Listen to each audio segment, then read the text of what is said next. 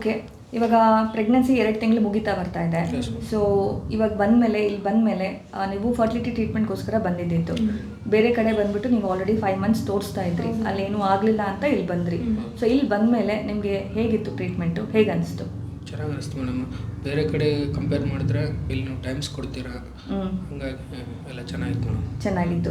And ಬಂದ ತಕ್ಷಣ ನಮಗೆ ಸ್ಕ್ಯಾನಿಂಗಲ್ಲೂ ಲೈಕ್ ಸಡನ್ ಆಗಿ ಫಸ್ಟ್ ಮಂತಲ್ಲೇ ಪಾಲಿಪ್ ಇದ್ದಿದ್ದು ಗೊತ್ತಾಯಿತು.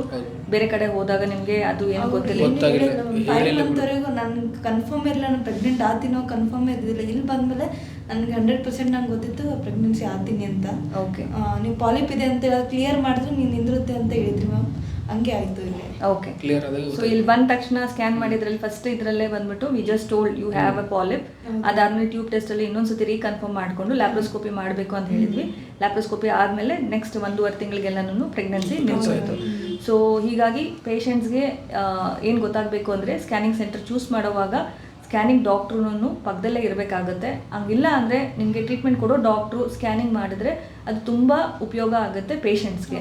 ಯಾಕೆ ಮಿಸ್ಡೈಗ್ನೋಸ್ ಆಗಲ್ಲ. And one more thing is like ತಕ್ಷಣ ನಮಗೆ ಗೊತ್ತಾಗುತ್ತೆ ಯಾವುದೇ ರೀತಿ ಒಂದು ಪಾಲಿಪೋ ಇಲ್ಲ ಸಿಸ್ಟ್ಗಳು ಇಲ್ಲ ಏನೇ ಒಂದು ಯೂಟ್ರೈನ್ ಅಬ್ನಾರ್ಮ್ಯಾಲಿಟಿ ಇದ್ರೂ ಪೇಷಂಟ್ಗೆ ಅನುಕೂಲವಾಗಿ ಜಲ್ದಿ ಗೊತ್ತಾಗುತ್ತೆ. ಮನಿ ವೇಸ್ಟ್ ಇರಲ್ಲ, ಟೈಮ್ ವೇಸ್ಟ್ ಇರಲ್ಲ.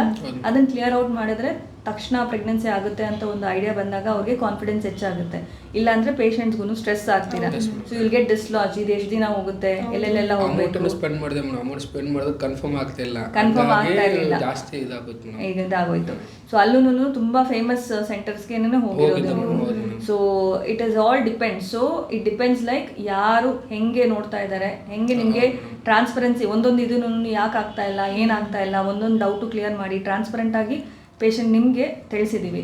ಸೊ ಹಾಗಾಗಿ ನೀವು ಭರವಸೆ ಇದು ಟ್ರಸ್ಟ್ ಮಾಡಿಕೊಂಡು you have done the same thing. Laparoscopy ಮಾಡಬೇಕು ಅಂದರೆ ನೀವು ಮಾಡ್ಕೊಂಡಿದ್ದೀರಾ. ಆ್ಯಂಡ್ ಅದಾದಮೇಲೆ ನಿಮಗೆ ಪ್ರೆಗ್ನೆನ್ಸಿನೂ ಆಗಿದೆ.